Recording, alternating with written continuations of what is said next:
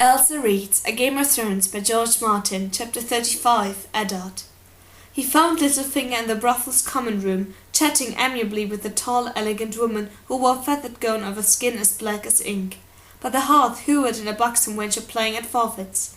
From the look of it, he lost his belt, his cloak, his mail shirt and his right boot so far, while the girl had been forced to unbutton his shift to the waist.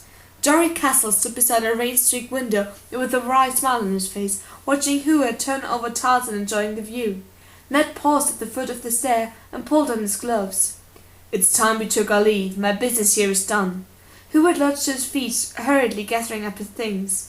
"As you will, my lord," Jory said. "I'll help Will bring round the horses." He stretched at the door. Littlefinger took his time saying his farewells. He kissed the black woman's hand, whispered some joke that made her laugh aloud, and sauntered over to Ned. "Your business," he said lightly, "or Robert's? They say the hand dreams the king's dreams, speaks with the king's voice, and rules with the king's sword. Does that also mean you fuck with the king's—" "Lord Baelish," Ned interrupted. "You presume too much. I'm not ungrateful for your help. It might have taken us years to find this brothel without you. That does not mean I intend to endure your mockery, and I'm no longer the king's hand." "The direwolf must be a prickly beast," said Littlefinger, with a sharp twist of his mouth. A warm rain was pelting down from a starless black sky as they walked to the stables. Ned drew up the hood of his cloak. Jory brought out his horse. Young Will came right behind him, leading Littlefinger smile with one hand while the other fumbled with his belt and the lacings of his trousers. A barefoot whore leaned out of the stable door, giggling at him. "Will we be going back to the castle now, my lord?" Jory asked. Ned nodded and swung into the saddle. Littlefinger mounted up beside him. Jory and the others followed. "Chataia runs a choice establishment," Littlefinger said as they rode. "I've half a mind to buy it. Brothels are a much sounder investment than ships, I've found. Whores seldom sink, and when they are boarded by pirates, why, the pirates pay good coin like everyone else." Lord Peter chuckled at his own wit. Ned let him prattle on. After a time he quieted and they rode in silence. The streets of King's Landing were dark and deserted. The rain had driven everyone under their roofs. It bed down on its head warm as blood and relentless as odd gilts. 3 drops of water ran down his face. "Robert will never keep to one bed," Lyanna had told him at Winterfell, on the night long ago when their father had promised her hand to the young Lord of Storm's End. "I hear he has gotten a child on some girl in the Vale." Ned had held the babe in his arms. He could scarcely deny her, nor would he lie to his sister, but he had assured her that what Robert did before the betrothal was of no matter, that he was a good man and true who would love her with all his heart. Lyanna had only smiled. "Love is a sweet dear thing, Ned, but it cannot change a man's nature." The girl had been so young, Ned had not dared to ask her age. No doubt she'd been a virgin. The better brothels could always find a virgin, if the purse was fat enough. She had light red hair and a powdering of freckles across the bridge of her nose, and when she slipped free her breast to give a nipple to the babe, he saw that her bosom was freckled as well. "I named her Bara," she said as the child nursed. "She looks so like him, does she not, my lord? She has his nose and his hair." "She does." Eddard touched the baby's fine dark hair. It flowed through his fingers like black silk. Robert's firstborn had had the same fine hair, he seemed to recall. "Tell him that when you see him, my lord, as it please you, tell him how beautiful she is." "I will," Ned had promised her. That was his curse. Robert would swear undying love and forget them before evenfall, but Ned Stark kept his vows. He thought of the promises he'd made Lyanna as she lay dying, and the price he'd paid to keep them. "And tell him I've not been with no one else, I swear, my lord, but the old gods and new. Chataia said I could have half a year for the baby, and for hoping he'd come back. So you tell him I'm waiting, won't you? I don't want no jewels or nothing, just him. He was always good to me, truly." "Good to you," Ned thought hollowly. "I will tell him, child, and I promise you Bara shall not go wanting." She had smiled then, a smile so tremulous and sweet that it cut the heart of him. Riding through the rainy night, Ned saw Jon Snow's face in front of him, so like a younger version of his own. If the gods frowned and so on bastards, he thought dully, why did they fill men with such lusts? "Lord Baelish, do you know of Robert's bastards?" "Well, he has more than you, for a start." "How many?" Littlefinger shrugged. Rivulets of moisture twisted down the back of his cloak. "Does it matter? If you bed enough women, some will give you presents, and his grace has never been shy on that count.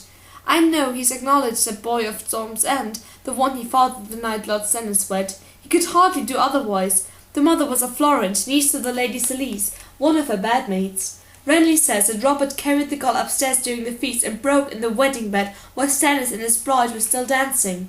Lord Stannis seemed to think that was a blot on the honour of his wife's house, so when the boy was born he shipped him off to Renly. He gave Ned a sideways glance. I've also heard whispers that Robert got a pair of twins on a serving bench at Castle Rock 3 years ago when he went west for Lord Tywin's tourney. Cersei had the babes killed and sold the mother to a passing slaver, too much an affront to Lannister pride that close to home. Ned Stark grimaced. Ugly tales like that were told of every great lord in the realm. He could believe it of Cersei Lannister readily enough. But would the king stand by and let it happen? The Robert he had known would not have, but the Robert he had known had never been so practised at shutting his eyes to things he did not wish to see. Why would Jon Arryn take a sudden interest in the king's base-born children? The short man gave a sudden shrug. He was the king's hand. Doubtless Robert asked him to see that they were provided for. Ned was soaked through the bone and his soul had grown cold. It had to be more than that, or why kill him? Littlefinger shook the rein from his hair and laughed. Now I see. Lord Arryn learned that his grace had filled the bellies of some whores and fishwives, and for that he had to be silenced. Small wonder. Allow a man like that to live, and next he's like to blood out if the sun rises in the east. There was no answer Ned Stark could give to that but a frown. For the first time in years he found himself remembering Rhaegar Targaryen. He wondered if Rhaegar had frequented brothels. Somehow he thought not. The rain was falling harder now, stinging the eyes and drumming against the ground. Rivers of black water were running in the hill when Jory called out, "My lord!" His voice hoarse with alarm, and in an instant the street was full of soldiers. Ned glimpsed ringmail over leather, gauntlets and greaves, steel hand with golden lines on the crests. Their cloaks hung to their backs, sodden with rain. He had no time to count, but there were 10 at least, a line of them on foot, blocking the street with long swords and long iron-tipped spears. "Behind!" You'd will cry, and when he turned his horse, there were more on back of them, cutting off their retreat. Jory's sword came singing from its scabbard. "Make way or die!" "The wolves are howling," their leader said. Ned could see rain running down his face. Such a small pack, though. Littlefinger walked his horse forward step by careful step. "What is the making of this? This is the hand of the king." He was the hand of the king. The mud ruffled the hoofs of the blood-bay stallion. The lion parted before him. On a golden breastplate the Lion of Lannister rode its defiance. Now, if truth be told, I'm not sure what it is. "Lannister, this is madness," Littlefinger said. "Let us pass. We are expected back at the castle. What do you think you're doing?" "He knows what he's doing," Ned said calmly. Jaime Lannister smiled. "Quite true. I'm looking for my brother. You remember my brother, don't you, Lord Stark? He was with us at Winterfell. Fair-haired, mismatched eyes, sharp of tongue, a short man." "I remember him well," Ned replied. "It would seem he has met some trouble on the road. My lord father is quite vexed. You would not perchance have any notion of who might have wished my brother ill, would you?" "Your brother has been taken at my command to answer for his crimes," Lord Stark said. Littlefinger growled dismay. "My lords!" So Jaime ripped his longsword from its sheath and urged his stallion forward. "Show me your steel, Lord Eddard. I'll butcher you like Iris if I must, but I'd sooner you died with a blade in your hand." He gave Littlefinger a cool, contemptuous glance. "Lord Baelish, I'd leave here in some haste if I did not care to get bloodstains on my costly clothing." Littlefinger did not seem to be urged. "I will bring the city watch," he promised Ned. The Lannister line parted to let him through and closed behind him. Littlefinger put his heels to his mare and vanished around a corner. Ned's men had drawn their swords, but they were 3 against 20. Eyes watched from nearby windows and doors, but no one was about to intervene. His party was mounted, the Lannisters on foot save for Jaime himself. A charge might win them free, but it seemed to Eddard Stark that they had a surer, safer tactic. "Kill me," he warned the Kingslayer, "and Catelyn will most certainly slay Tyrion." Jaime Lannister poked at Ned's chest with the gilded sword that had sipped the blood of the last of the Dragon Kings. "Would she? The noble Catelyn Tully of River murder hostage? I think not," he sighed. "But I'm not willing to chance my brother's life in a woman's honour." Jaime slipped the golden sword into its sheath. "So I suppose I'll let you run back to Robert to tell him how I frightened you. I wonder if he'll care." Jaime pushed his wet hair back with his fingers and wheeled his horse around. When he was beyond the line of swordsmen, he glanced back at his captain. "Traeger, see that no harm comes to Lord Stark." "As you say, my lord. Still, we wouldn't want him to leave here entirely unchastened, so..." Through the night and the rain he glimpsed the white of Jaime's smile.